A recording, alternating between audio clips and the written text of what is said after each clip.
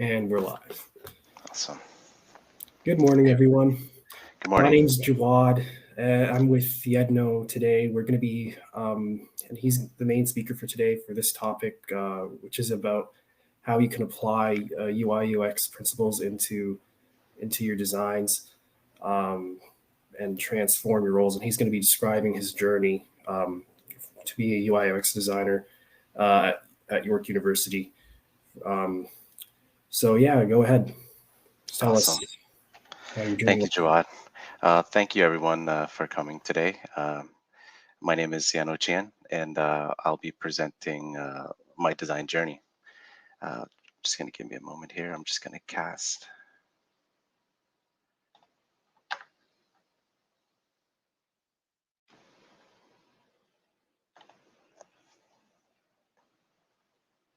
Okay, so I won't actually. Um, Sorry, I'm just getting my screen prepared. Let me know if you see, if anyone sees any kind of mirroring going on here. But I'm just going to start the presentation.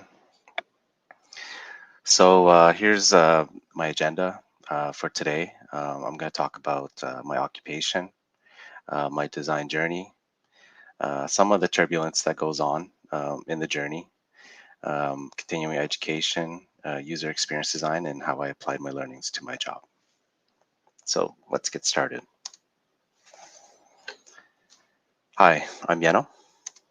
My occupation is an instructional digital media developer.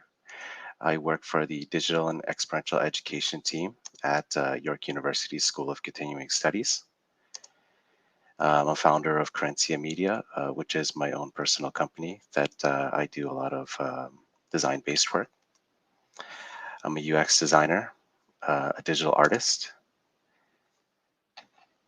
and here's my journey.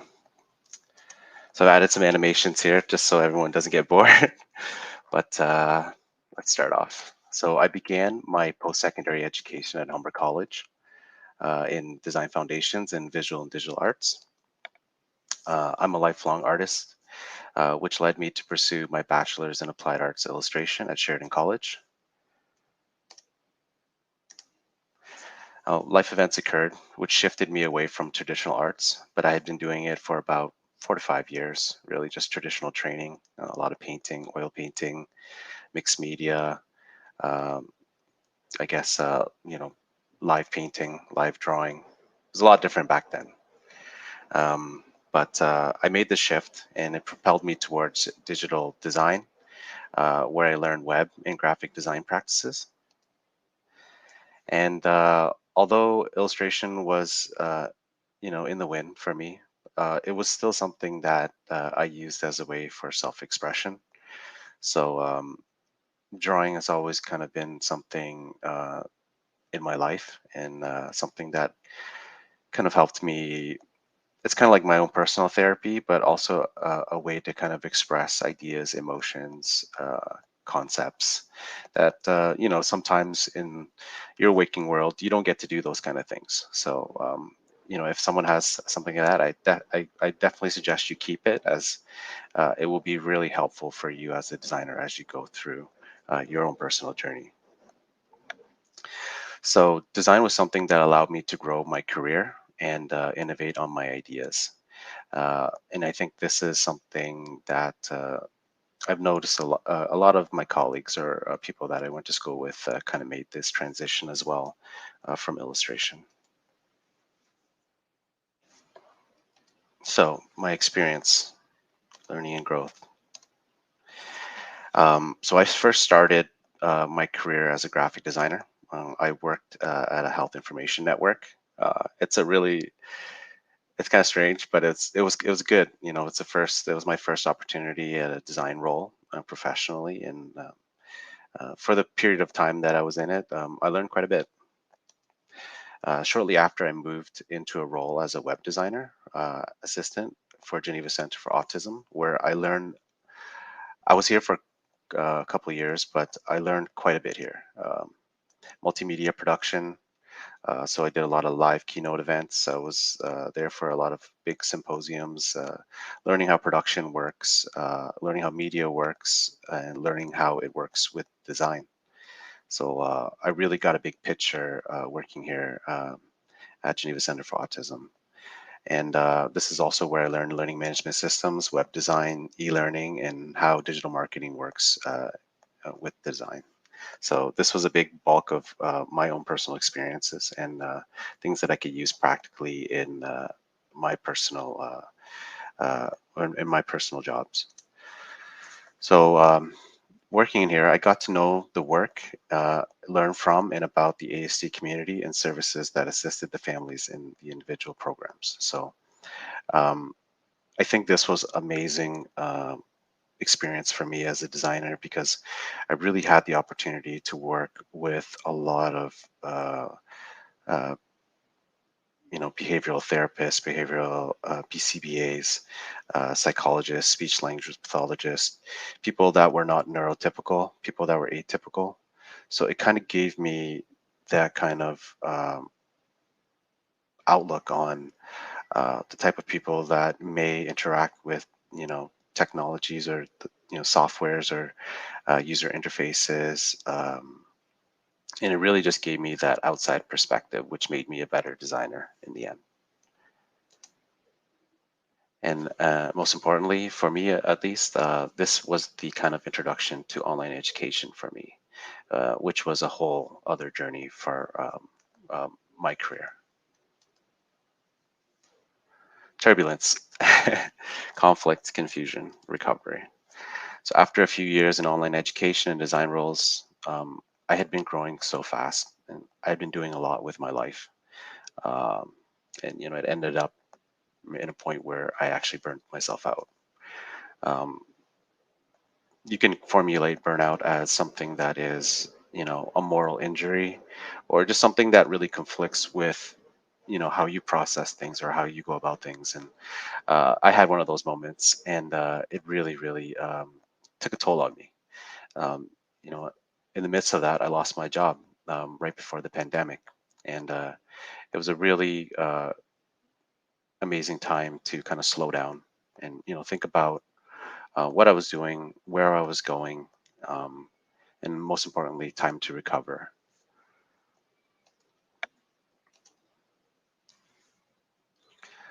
Transformation. So this is the stage in my design journey where there was a lot of dramatic change and metamorphosis. So after much rest, I started to explore my what ifs. So I know everyone has their what ifs, but for me, it was always UX design. I had always looked at it um, early on in my career, but times were a lot different back then. UX design was, this really cool, innovative way to kind of approach, how you apply design, in corporate or businesses, and how that can effectively help business run a little bit better, be a little more clearer on their messaging, on their products and their designs and what they offer. So it was a really cool realm. But I was like, do I sacrifice my experience that I have right now, or do I go back to school and spend 3 or 4 years in user experience design to learn this practice? And in my case, I took the experience, but ultimately at the end, I really had this opportunity and this window to explore this through continuing education. And during all this time, when I was recovering and kind of thinking about my new trajectory, I was always drawing. So it was really fun.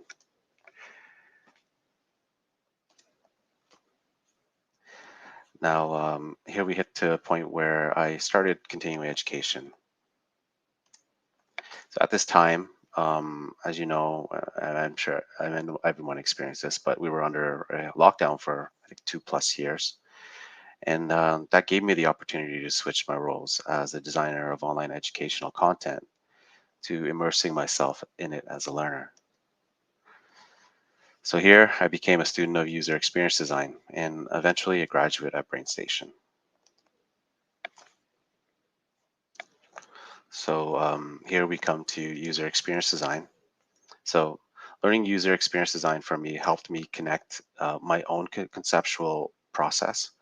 So doing classical traditional training in traditional art, it's a lot different from user experience design, but they somewhat kind of align in different ways, obviously, because at the end you're painting a portrait or you're drawing an image, but you still have to start from somewhere, and so there's a process to that, and that is the conceptual process, which I'm sure some illustrators know that there's stages to building a concept, which is very similar to UX design. Just it's very similar but different because with UX design, there's different methods to getting to that end result, but it's also similar as well to conceptual process.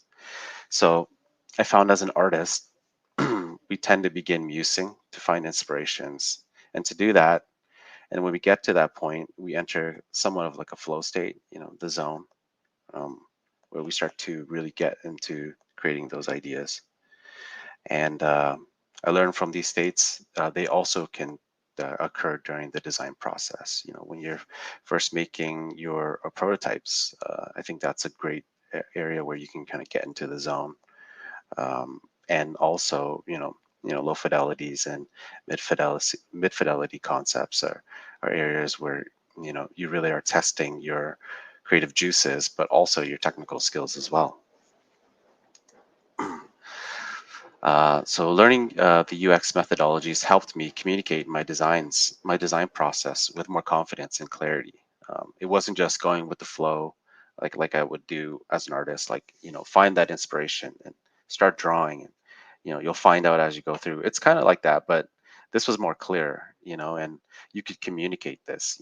UX method, the UX processes, or the tools that you use to kind of validate your concepts or your research are kind of, in a way, they really help you communicate things to your stakeholders or people that are holding these projects. So I found that was a huge benefit for me, as I used to really internalize my processes with uh, conceptual art.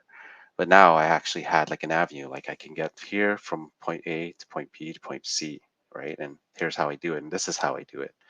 And there's a level of ambiguity there because, you know, um, working as a user experience design, you'll know that like a lot of the times you're not in it from the beginning. Just to be clear, like there's some times when you're in it right in the middle, and you're like, how do I really align myself uh, to actually get to this endpoint that they want? So you really have to be creative and shift yourself during these stages in the UX process. Um, Also, so I landed my first job in UX as a researcher, which is a lot different from what I expected. But that UX research job also transitioned me into a user interface design role as well. So it was a little bit of both. So I had to really stretch, my design thinking with my technical skills. And I'm happy to say, but I can't disclose, that I was able to create an application that reached many people globally. So here we get to how I applied UX to my day job. So after completing my role as a UX researcher, I began a role as a media developer at York University School of Continuing Studies. Now, this was just 1 year into the team's formation, so it was like there was a lot of unknowns. There was, unknowns on whether we'd be staying, whether there was a use case for us in the school, or whether it was really just like a need at all to kind of expand this area for the school. So there was a lot of ambiguity in the role. No design processes, project development maps, touchpoint maps, discovery methods, benchmarking, and more. There was a lot of unknowns. So I came in here just not really knowing what to expect, but just to be prepared. So I found that, you know, the using UX methodologies really helped me and helped my team kind of basically kind of give a clear kind of approach to developing media content or creating like interactive modules, animations, just a various sort of media that could kind of engage students. So I was responsible for how we developed media and how the learners would interact with the media content I would create. So with this amount of openness, I began creating project development processes, best practices, quality considerations, and applying some UX teachings. There were times when I would have to create, I would conduct interviews to kind of understand the space, explore tools. So I did a lot of benchmarkings, jobs to be done, um, empathy mapping, kind of getting the idea of what could improve the learning experience in an online space, if you actually have this level of openness.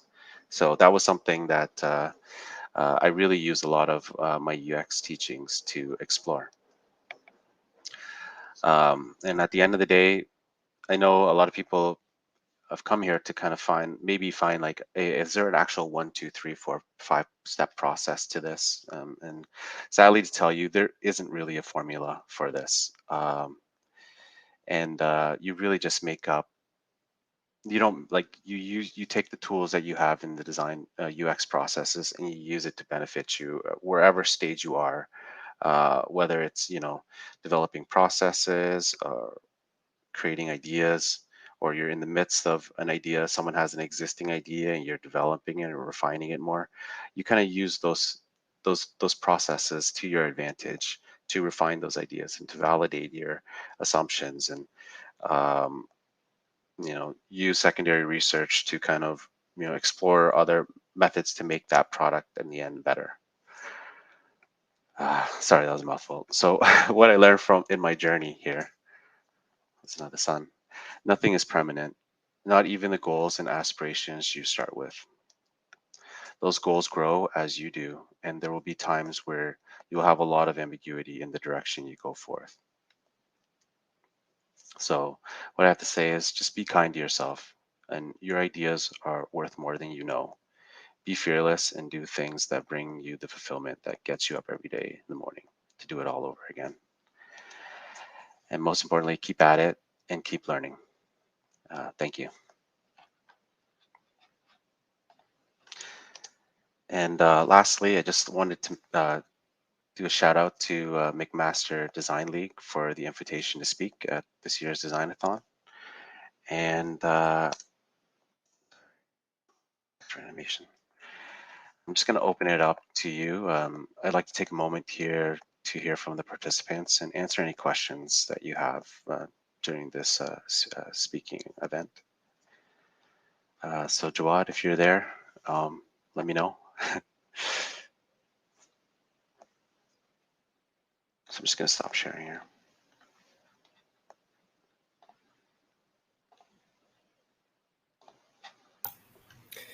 Thank you very much for that wonderful talk.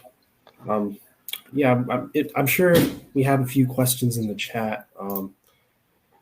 So, Sure. yeah, and one question I have is, was there ever a moment in your career where you were a turning point per se, where you felt as though you had the urge to accomplish what you've accomplished so far and venture into the journey of becoming a UI UX designer? Well, I think there was always that. I mean, there was a lot of resistance throughout my life, like exploring something. Most people, most parents, they want you to be a doctor. They want you to, be a business person. Be a pharmacist or something. And there was a lot of resistance. And I'd like to say that one of my friends who actually helped me through this. He suggested me a lot of Seth Godin content when I was making that shift, and he was an engineer as well, actually. Oh, Which really? is kind of cool. Yeah, and from his experience and just watching him grow, it must have been over ideas, businesses that he went through until he finally found his kind of you know major thing. Um, but I learned a lot from him too, and from his trials, because there was a lot of trial and failure for him as well. With products, with product designs, uh, ideas. He's actually now in VR and AR, but he was originally an engineer. So it's really cool just to see, like, me and him, like, we were both from two different spectrums. Like, I was more in traditional art and design. He was more technical in engineering, electrical engineering, doing all these other things, and like to see his growth and my growth as well, and to kind of see where we are now in the creative realm. It's really neat. But I don't know. It's just I'd like to ask you again what that point. Sorry, um, could you rephrase that one more time, just so I can give a clearer response? Yeah, I'm pretty sure. Yeah, that pretty much answers the question. But yeah, what I was essentially saying was there ever a moment, a dull moment in your career, Yeah. or have you always wanted to be in the path you are right now? Oh no, I used to want to be a comic artist. Oh, I Uh, see. yeah. So I spent my whole, like, younger life drawing. I always drew. I was drawing comics every day, drawing Oh, comics through wow. high school. Never stopped. Every night I would draw. Uh, a comic page. Basically, like, spend a whole year creating a full anthology of a book. And it was just basically all the inspirations that I had, through media, through artwork, movies, pop culture. But I always kind of wanted to be an illustrator, and I actually got to that point where I got accepted to a pretty prestigious school. You know, one of 100, like, I think there was like 900 people that entered, and I was one of the top 100, and it felt really great. But then when I got to that point, I was just like, this is not what I actually really wanted to do. I had that realization when I finally got to that point, and I was like, I want to do more. There's so much going on, technology wise. Like, I was in a point where it's like, hey, there's so much cool stuff going on in the world right now. Like, how we look at design is changing. It's not just graphic design. It's not just billboards. It's not just stationary designs. It's interactive. It's starting to, and then social networks. All these things kind of was a really cool what if, and it's like, hey, maybe I Yeah, should start to try to explore this and see what I can carve out, in my journey. So hope that answers your question. yeah, very interesting perspective. We do have a few more questions popping up in the chat. Sure. Um, yeah, so this one is from Vanessa. She's asking if there's anything you wish you did when you were younger.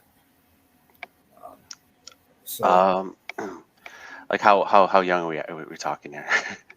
or like, I'm assuming um, during your early teenage year, I mean, during your late teen years and Late teenage. Yeah. Okay. college, university. I mean, there was one point where I could have went into industrial design. That would have drastically changed things, but maybe that was something that there is that what if in that aspect, because I really did have a great opportunity to enter industrial design, but I still really loved the interpretive part of.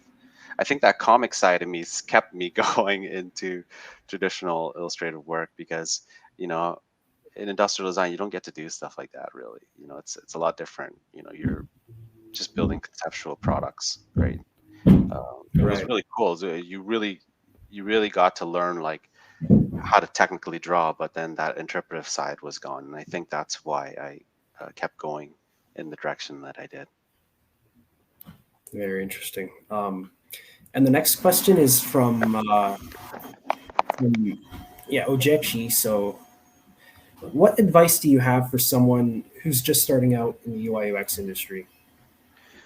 Don't be afraid, honestly. Just there's I notice with a lot of people and myself too, coming into something new, especially if you're transitioning from, maybe psychology or engineering or just anything, just totally opposite, like don't be afraid. Like it's really everybody's learning, even the businesses. This is UX. I know it's been around for a bit, but there's a lot of startups and there's a lot of businesses. And even if you look at from my experience, working for a university, there's so much ambiguity in processes and if you have the knowledge and you have the education, see how it actually, first off, obviously you need to build the skills, right? Like for me, I had a good base because I did a lot of conceptual and design thinking as I got up to this point. But I think that's one thing. It's just learn the technicals, but also learn how to play with that. I think play is a huge um, I think it's a huge part of the design journey, not just for UX, but just see what works for you, see what you enjoy, see what aspect of UX, not just UI, but like UX you like, and then just kind of go with that, explore that, and then keep learning the other skills. Like obviously, like you might need to learn a little bit of UI, you might need to learn some design softwares, or even be a little more design agnostic, where it's like not just Figma. Maybe you might need to use it XD. Maybe you might need to use a little bit of Illustrator. Maybe you need to learn a little bit of coding. But all that makes a big difference. And you don't have to know it to like completely to to Really. get into this position. But explore it, but also apply it to some of your work. And I think that's. I hope that's helpful, Vanessa. Sorry. Yeah. We have one more question from Creon. So they're asking how exactly do you shift from different organizations and different industries, and how can you apply the different um, your learning experience into different roles and to match with what the role of the position is? So this is kind of cool. So I never really could formulate it before, but so I used to work in information security, and one of the I talked with the CEO. He's brilliant. He's amazing, kind of like a thought leader in a sense. But it's all about alignment. You know, when you first jump into a job, you don't you're not supposed to know everything. Even if you did the background Yep. research, you don't really know how people operate, how products operate in there, and you really need to just take that. When you're starting a new role, let's say you landed a job and it's like it's totally ambiguous from what you did in the past. Like, take the first moment to learn the people, learn how the business operates, learn the methods that they do, and you know provide your kind of positive insights like on areas of improvement. And that can be hard. It doesn't always work that way. Sometimes when you come into a operation, people are like, I know this is the way, this is the only way. But it takes time. It takes time, and that comes from actually embracing the culture in that company, or finding the champions that you have that may be able to help you build on an idea. So find those champions in those organizations. Find the people that are willing to let you grow into your role, and let you grow your ideas as well. So if you can find that, I'm not saying that you can't always find that, but if you can find that, those are the type of people that you need to kind of ask questions of to, and stick to them like glue when you first start, and they might be able to help you in your own personal journey. Absolutely. Yeah. So one more question is, what would you say are good qualities of a UI UX designer in general? I think that's pretty tough. I mean, for me, like my my projects in UI and UX, like uh, I mean, I really chose them. Like I really took that initiative to go into that because I know that I can improve this area here. So I had that. I already had that I already had that predetermined in my head. Like I know, like there's a little bit of level determination there, but it's like I know I can bring something really positive in this area. It's just how I can get there. But great qualities. I mean, communication, I think, is the biggest thing. for anything. You know, whether you're like a savant in UI, a UX design, like you can't communicate your ideas. It's really hard to get stakeholders or people that are going to invest in you to be on board. You know, you have to be able to communicate your ideas clearly. Doesn't have to be like you know, pages and pages of content, but just clear objectives, clear goals, clear, you know, assumption of the end product or what you're set to build. And then obviously UI, and for the UI UX part, just, you know, make sure that you know the industry standards. Like, you know, like you don't want to be using, I hope no one's in Sketch here, but you don't want to be using Sketch like in today's age when most of organizations have transitioned to Figma or you know, Adobe XD. So stuff like that, like keep current with the technologies. And um, one thing I can say from my experience using design softwares for over a decade is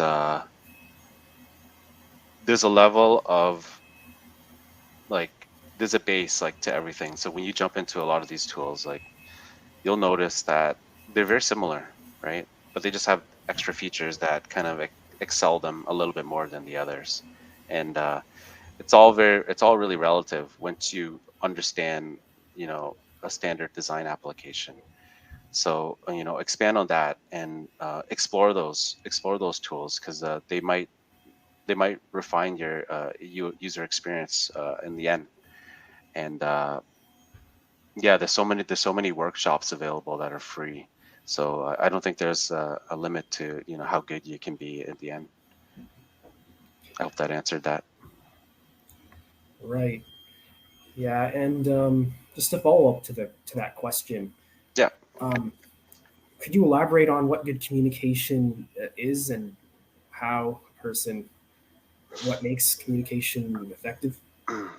Well, it really depends. Like, you know, when you're jumping into a UX job, there may be a system involved. There may be like a development pipeline or a process involved, right? This is probably this is just my assumption, but like, you know, if you're working for like Scotia or BMO or stuff, they'll have, you know, an army of UX designers that already have like a refined process involved, right? But let's say, for example, if you're starting out and you're brand new, you're a junior UX designer, some of the places that you might get hired in might not even have that, you know. So you have to communicate like, you know, aspects of development, you know, whether through, you know, I personally use Miro, but you know, you can use, you know, software tools like Asana, Trello. um, you know, managing that project is a great way to kind of communicate like, hey, I know what I'm doing from point A, I need to do this, point B, I need to get to this point, point C, I need to get to this point. And so tools like those project management tools are a great way to kind of help communicate to um, to people or your stakeholders, like this is where I'm at, this is where I need to be. So those are great tools. um, you know, even in your discoveries too, like you know, Right. sometimes you're set to explore new technologies, like in my case, you know, you go through your own discovery process and benchmarking.